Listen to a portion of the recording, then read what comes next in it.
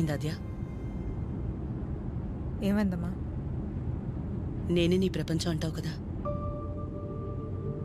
నువ్వెలా ఉన్నా దానికి నేనేగా కారణమవుతాను. మరి నువ్విలా ఉన్నావంటే నాకు తెలియకుండా నేనేదైనా తప్పు చేసి ఉండాలి, లేదా నీ ప్రపంచమైనా మారుండాలి. నా ప్రపంచము మారలేదు, నువ్వే తప్పు చేయలేదు. నీ తర్వాతే నాకు ఏదైనమ్మా. తన ఫ్యామిలీని తీసుకెళ్ళిపోమని చెప్పడానికి చిరుని కలిశాను. మా అమ్మ గురించి నీకు తెలియదని నువ్వు అంటుంటే ఏ ఉందిలే ఆవిడకి నేను దగ్గరైతే సరిపోతుంది అనుకున్నా. కానీ ఆవిడ నాకు దగ్గరేక తెలిసింది నువ్వే కరెక్ట్ అని. ఒకవేళ ఈ అమ్మ నీ విషయంలో తీసుకురా నిర్ణయం ఏదన్నా తీసుకుంటే ఆ గిల్ట్ని నేను తట్టుకోలేను. అందుకే ఎలా వచ్చాను అలాగే వెళ్ళిపోతాను.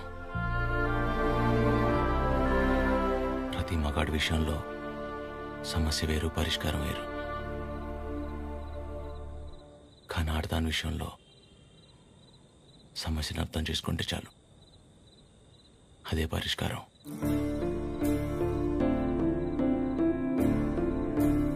I'll miss you.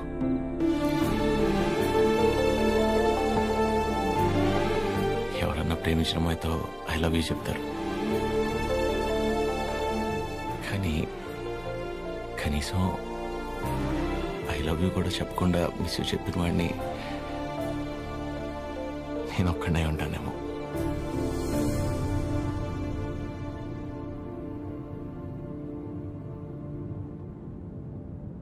ఇప్పటిదాకా నేను ఒక్కదాన్నే నీ గురించి ఆలోచించాను, కానీ ఈ విషయంలో వాడు కూడా నీ గురించి ఆలోచించాడు. అనుకోకుండా ఆ తర్వాత రోజు ఏదేదో అయిపోయింది. అయింది చాలమ్మా. ఆంటీ వచ్చి ఏం నచ్చారు, అది నా దగ్గరే ఉండిపోయింది. కీర్తనకి ఇచ్చి పంపిద్దామని తీసుకొచ్చాను.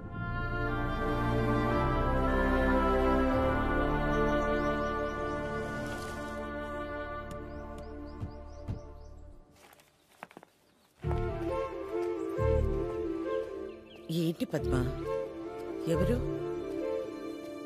ఏంటి, ఎందుకలా నిల్చుని చూస్తున్నావు? రండి, రామ్మా. వెళ్ళి లోపలికి తీసుకురా. నువ్వు వెళ్ళు. పద్మా రండి, రామా కూర్చోండి. రా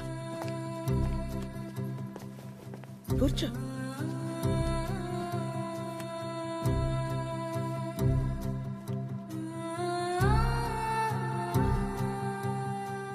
చిరు లేచిన వెంటనే నంబర్ తీసుకుని ఫోన్ చేద్దాం అనుకున్నాను.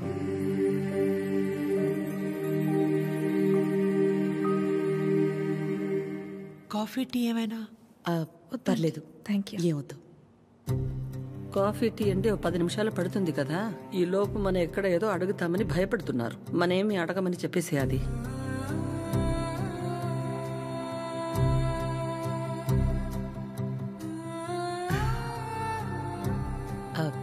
ఇంటికొచ్చినప్పుడు మీ చైన్ మా దగ్గరే ఉండిపోయింది, ఇచ్చెళ్దామని ఈ మధ్య.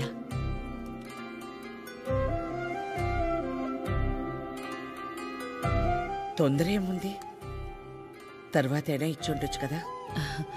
తొందరని కాదు, ఎలాగూ వస్తున్నాం కదా అని.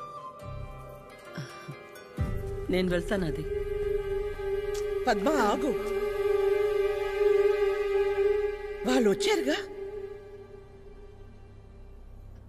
ఎందుకు అది ఉండి నేనుండబట్లేక ఏదో అంటాను, మళ్ళీ ఏదో అవుతుంది. నా వల్ల అయింది చాలదా? ఏదో బిడ్డవాడు కాబట్టి ఒక మాట కూడా అనలేదు. అదే వాడొచ్చి, పద్మమ్మ నేను నీ కడుపున పుట్టుంటే ఇలాగే చేసేదాని వాడిని ఒక్క మాట అనుండే నా ప్రాణం తట్టుకునేదా? అందరి మనసులో ఉన్నదే కదా అది. నేను బయటికన్నాను, అంత మాత్రానికి అన్నెన్ని మాటలా? ఆవిడ పేరేంటి? జుట్టు ఇక్కడ దాకే సగంలో సగం ఉంటుంది. సరితలా మాట్లాడి ఉండకూడదు, తప్పే. నా బాధ సరిత అలా మాట్లాడిందని కాదు. అంత జరుగుతున్నా నువ్వేం మాట్లాడలేదు, అందుకే. ఏం మాట్లాడాలి పద్మ?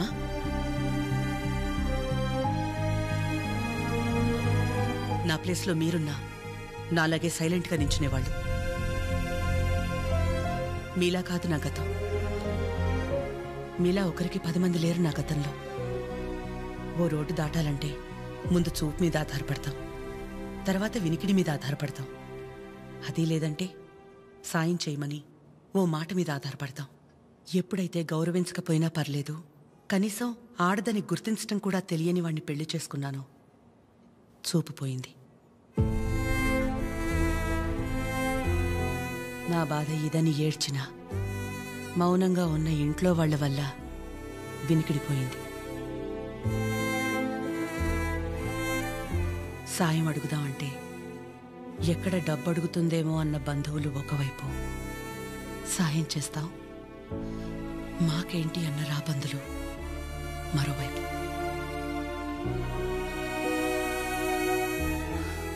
అయినా ఆగిపోకుండా ముందుకు నడిచానంటే ఒక్కో అడుగు ఎంత నరకం అయి ఉంటుంది. ఒకరిని నమ్మడం, దగ్గరవడం కాదని తెలిసి మనం బాధపడ్డం ఎందుకని నమ్మడమే మానేశాను.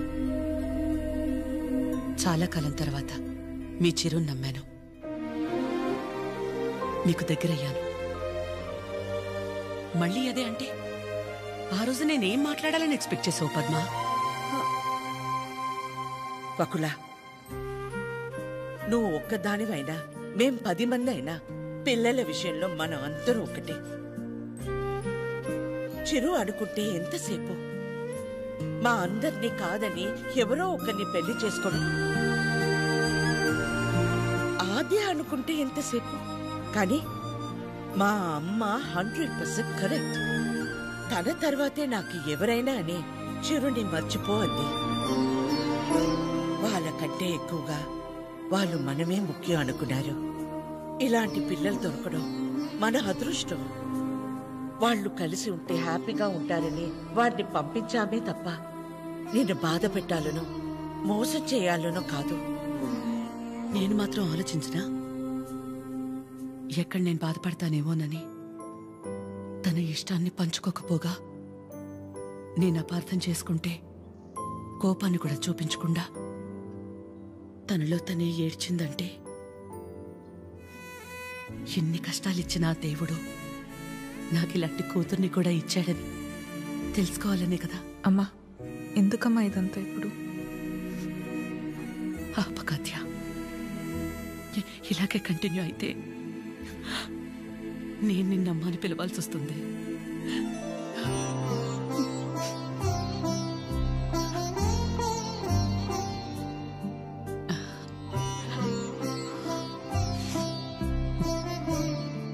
అందరూ ఒకవైపు, మనం మాత్రం ఒకవైపు ఉంటే ఆ బాధ ఎలా ఉంటుందో నాకు తెలుసు. అలాంటిది ప్రవళిక విషయంలో ఒక్కతే ఉన్న తన పక్కన చిరు వెళ్ళి నించున్నప్పుడే నాకు అనిపించింది తనందరిలా కాదని.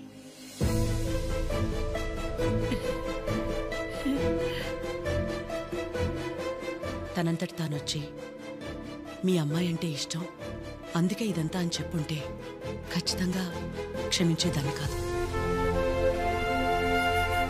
ఎప్పుడైతే తన వల్ల నాకు ఆద్యకి మధ్య ఇంత దూరం కూడా రాకూడదనుకుని తన ప్రేమని పక్కన పెట్టేయాలని నిర్ణయం తీసుకున్నాడో అప్పుడే తనకంటే ఆడవాళ్ళని గొప్పగా ఎవరూ అర్థం చేసుకోలేరని అనిపించింది.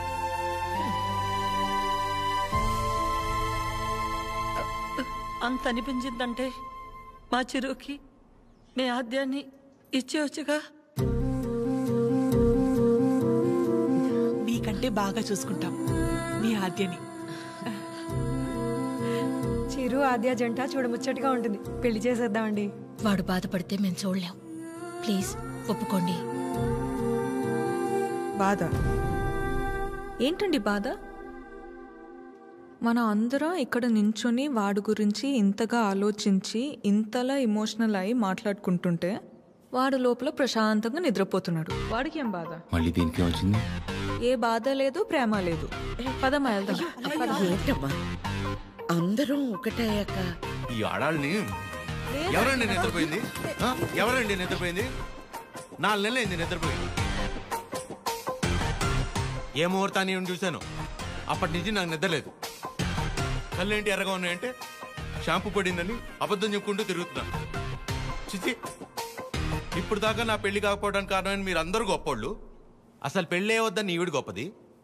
ఇదిగో తినుందే, ప్రేమించినోడు ఏమైపోయినా మా అమ్మే నా సర్వస్వం అనుకున్న తిను ఇంకా చాలా గొప్పది. మీరందరూ గొప్పోళ్ళు, నేను ఒక్కడే తెంగరోణ్ణి. అరే చిన్నపిల్లోడు అమాయకుడు ఇలా అయిపోయాడని కనీసం కనికరం లేదా మీకు? మీ ఆడాలతో యుద్ధం చేసేంత శక్తి నాకు లేదు. మిమ్మల్ని అర్థం చేసుకునేంత జ్ఞానం ఏ దేవుడు ఏ మగాడికి ఇవ్వలేదు. ఒకటే అనగలను, ఆడాళ్ళు మీకు జోహార్లు. అతే హ్యాపీగా